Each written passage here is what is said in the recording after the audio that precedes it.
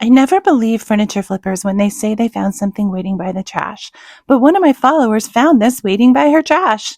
She thought of me and was kind enough to pick it up for me. Now, it had been outside for a long time. It looked like it had been in the sun, had some water damage. The bottom drawer was sticking. It wouldn't go in or come out easily. So I managed to get it out with this rubber mallet and played around a little bit to see if I could beat it back into shape, but that was not going to happen. So I decided to take the drawer apart and see what I could do to fix it. You can see here that the bottom piece is not all the way in. It's sticking out almost a ½ inch towards the back. This looks like a handmade piece of furniture. It's really cool, great quality wood. So here I am again with the rubber mallet, just kind of gently tapping it to see if I can loosen it. Then I noticed, oh, there's a nail holding it together. I could have beat on this all day and it wasn't going to budge. So I grabbed a couple of my tools to see if I could pry the nail out to remove this bottom piece. This was kind of like a puzzle trying to figure it out. But no matter what I did, I could not get that nail to budge, and it was too far into the wood to remove it from the bag. So I grabbed a flathead screwdriver and tried kind of putting a little bit of pressure with the rubber mallet to see if I could separate the two pieces of wood with the screwdriver, being really careful not to damage it because I don't want to do any damage to this piece.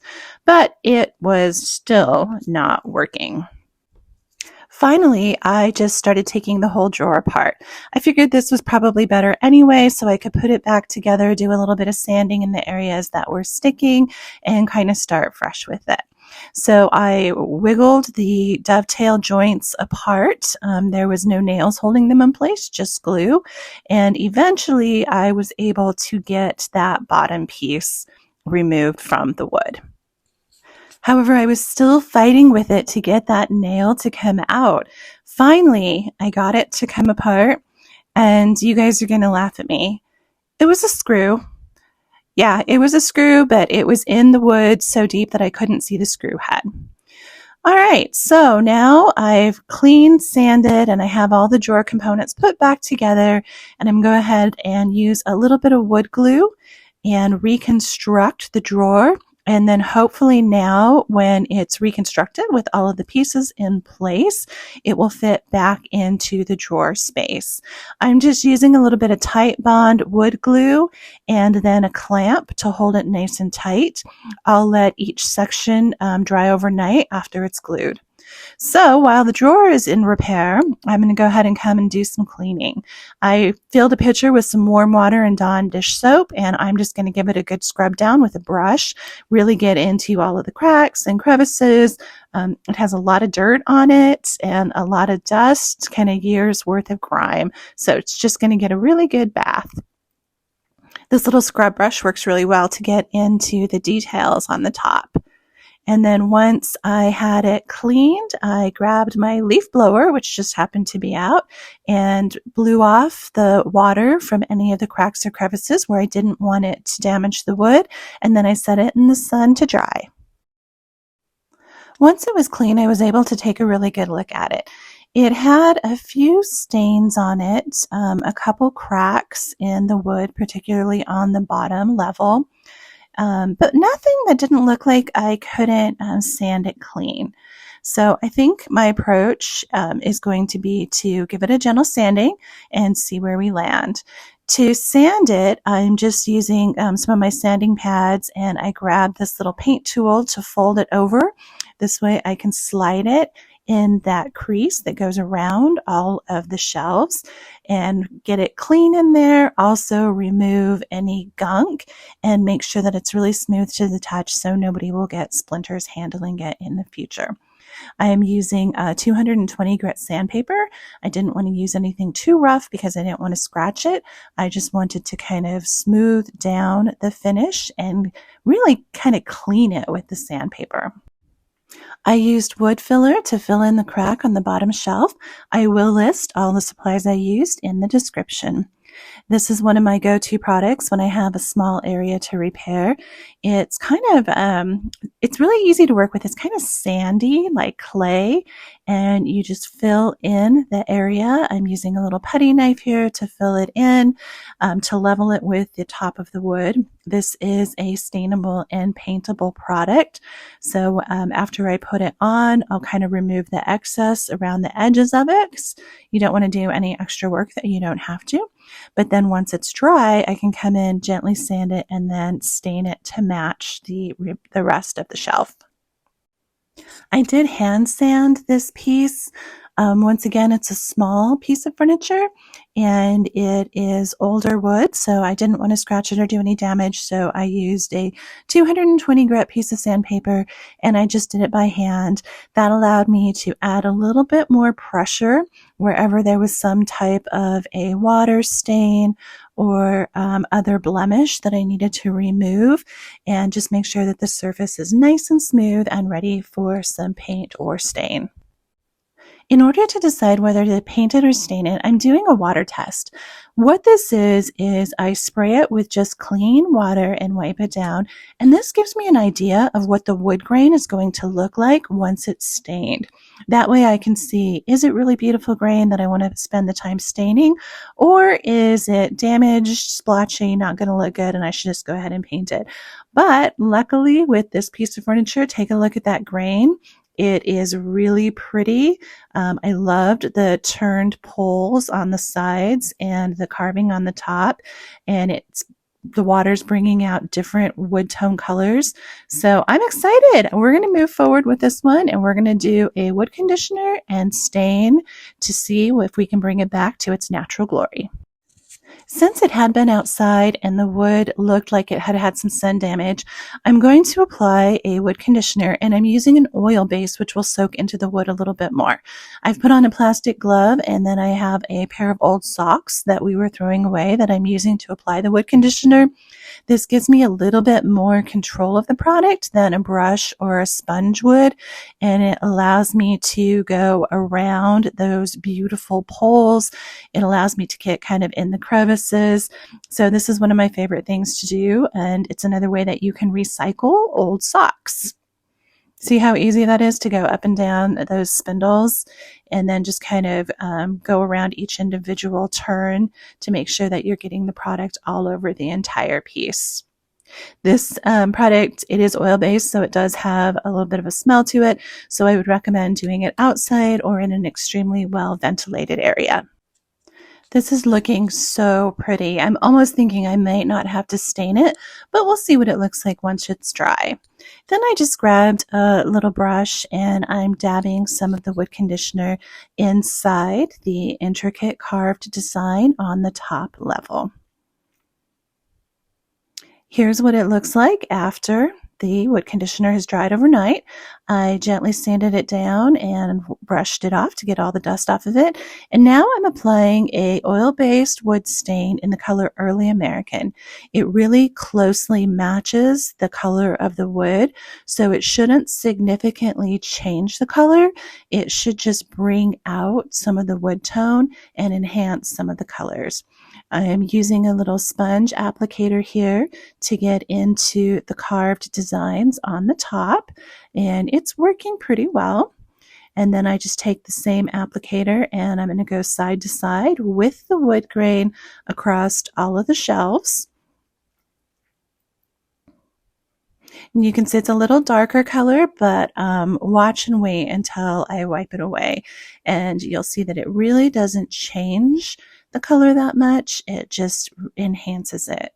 I have some shop rags handy, and after I've applied a nice even coat of the stain, I'm going to come in with my shop rag and I'll wipe it off and then use the excess that's on the rag to do some of the design elements, like those little, I don't know what those little 4 knobs, I don't know what you would call them, that are on the top, and the twisted spindles that go down the sides. So you just wipe it back. You don't want to wipe too hard. You just want to remove the excess product, but not remove all of the product. And then I'll use what's left on the cloth to continue applying stain to this cute little furniture piece. I'll repeat the process with the sponge applicator, putting the stain on, always going in the direction of the grain pattern. That way it will soak into the natural grain. And if you do get any streaks by any chance, it'll just look like it's part of the wood. And then just use the excess that's on the rag to do the spindle legs. These are so beautiful. I don't know if the camera does them justice, but this is a really unique, beautiful piece. And then to get into that little edge there, I'm just going over each one of the spindles with the foam brush, getting the tip of it into the seam of the piece of furniture so that we won't miss any spots. Now, because this is such an open piece and a small piece of furniture, I am going to treat the bottom of the top two shelves. I want to make sure that it really looks complete and that when you look at it from every angle, all you see is beautiful, shiny, conditioned wood.